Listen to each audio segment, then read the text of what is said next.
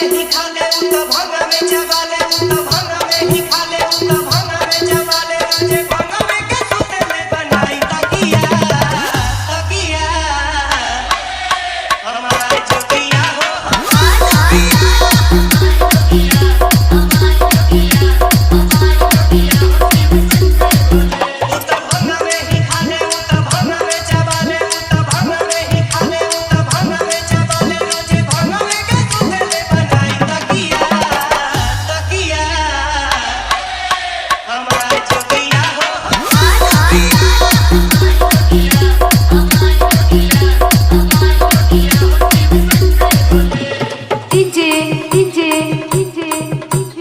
Priyanshu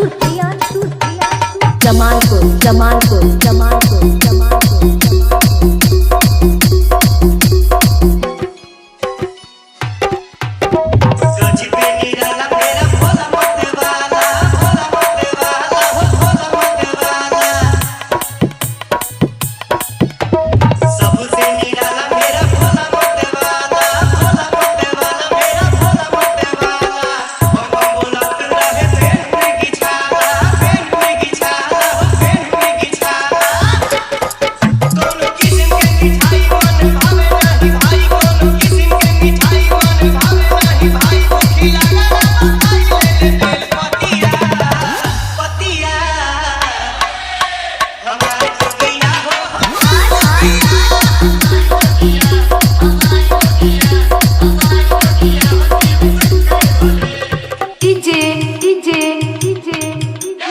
Priyanshu Jamalpur